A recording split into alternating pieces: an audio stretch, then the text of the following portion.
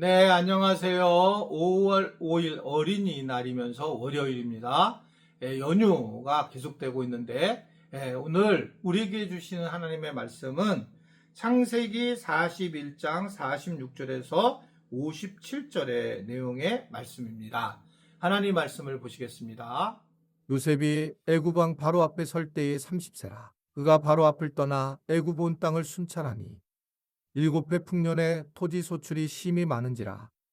요셉이 애굽 땅에 있는 그 7년 곡물을 거두어 각 성에 저장하되 각 성읍 주위의 밭의 곡물을 그 성읍 중에 쌓아두매 쌓아둔 곡식이 바다 모래같이 심히 많아 세기를 그쳤으니 그 수가 한이 없음이었더라. 흉년이 들기 전에 요셉에게 두 아들이 나되 곧 온의 제사장 보디베라의 딸 아스낫이 그에게서 낳은지라.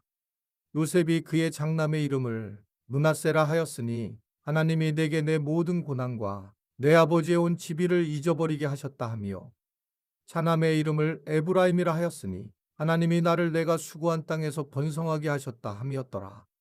애굽 땅에 7배 풍년이 그치고 요셉의 말과 같이 7배 흉년이 들기 시작하매 각국에는 기근이 있으나 애굽 온 땅에는 먹을 것이 있더니 애굽 온 땅이 굶주림에 백성이 바로에게 부르짖어 양식을 구하는지라. 바로가 애굽 모든 백성에게 이르되 요셉에게 가서 그가 너희에게 이르는 대로 하라 하니라.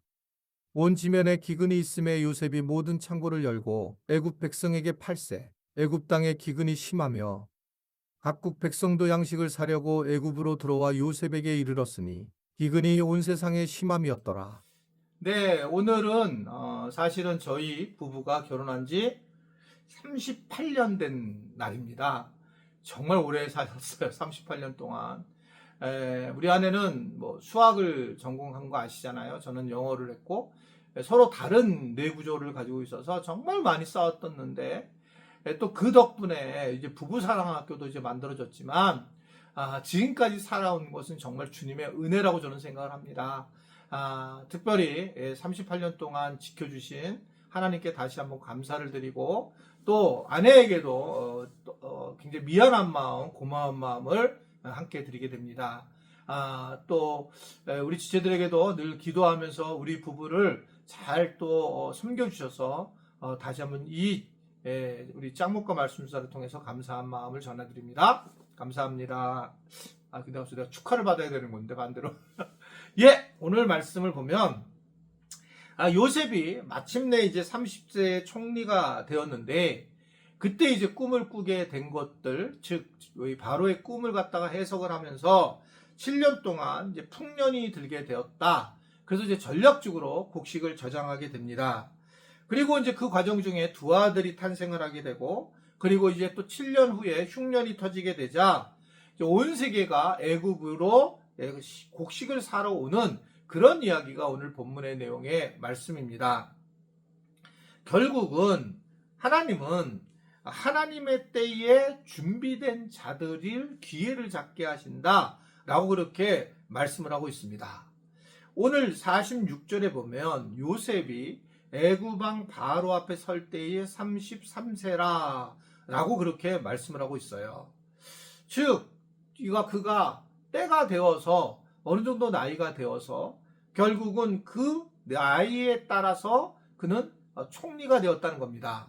만약에 젊었을 때에 그가 보디발의 아내에게 유혹을 받았을 때에 그것을 만약에 그런 일이 없었더라면 그는 애굽에 가서도 그 나이 때문에 어떻게 되면 총리가 되지 못할 수 있었을 텐데, 굳이 오늘 성경이 나이에 대한 이야기를 하는 것을 보게 되면 결국은 실질적으로 하나님의 때에 맞춰서 하나님께서 그를 사용하고 계시는 걸 볼 수 있습니다.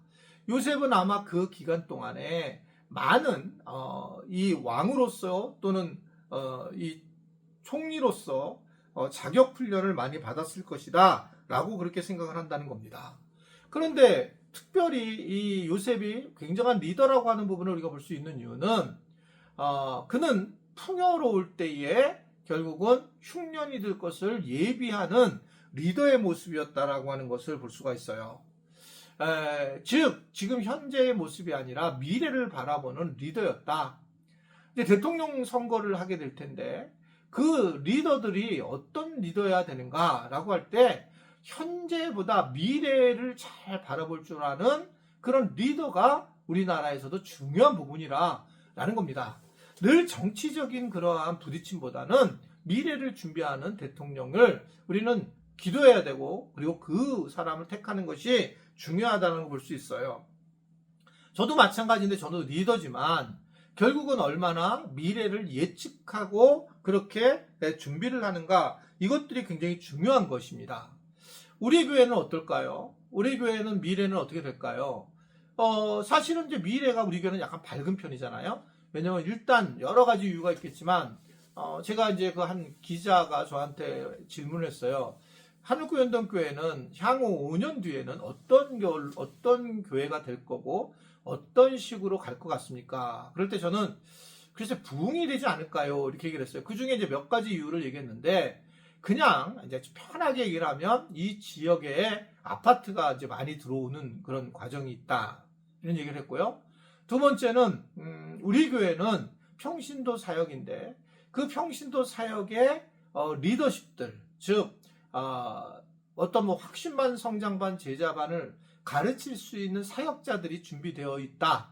이건 하나님께서 채워주실 거라고 저는 생각하기 때문에 그렇다라고 얘기를 했고, 또 우리 교회가 가지고 있는 가치들이 제가 볼 때는 현대의 크리스찬들과 굉장히 맞는 가치가 있기 때문에 아마 부흥이 되지 않는가라는 그런 생각을 하게 됐어요. 여러분 어떻게 생각하세요?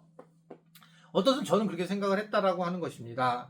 그러니까 때가 돼가지고 이제 이러한 부분에서 이 요셉은 지혜롭게 7년 동안에 다 먹은 걸 막 풍년된 거를 쓴 것이 아니라 또 7년 흉년을 준비해 나가게 되면서 결국은 분명한 하나님의 뜻을 따라서 살아가고 있는 그런 모습을 보이게 되는 걸 볼 수 있습니다. 우리가 물론 뭐 아끼는 것도 중요하지만 또 잘 쓰는 것도 중요하지만 무엇보다 지혜롭게 우리가 재정 같은 걸 준비하는 필요성이 있다라고 하는 것을 오늘 우리가 말씀을 통해서 생각을 해보게 돼요. 저는 어렸을 때에도 우리가 재정이 많이 필요하지만 또 그때 선교도 가야 된다라고 생각을 해요.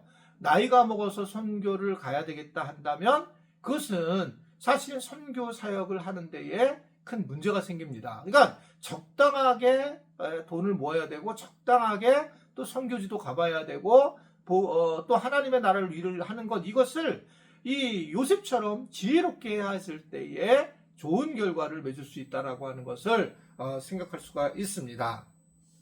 자기만을 보는 게 아니라 이 요셉처럼 전체를 바라보면서, 그러면서 그가 하나님 나라에서의 어떤 총리와 같은 역할을 하는 것이 우리가 꿈꿔야 되는 일이라고 하는 것을 알고 그러한 삶을 살아갈 수 있는 우리 지체들이 될 수 있기를 바랍니다. 5월 5일 날 잘 쉬시기 바랍니다. 샬롬. 기도하겠습니다.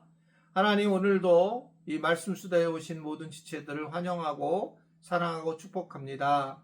말씀 수다를 통해서 하나님의 큰 위로를 경험하는 우리 모든 지체들이 되도록 축복하여 주옵소서. 5월 5일 월요일 날 모두 행복한 그런 시간을 누릴 수 있도록 함께 주옵소서. 예수님의 이름으로 기도드리옵나이다. 아멘.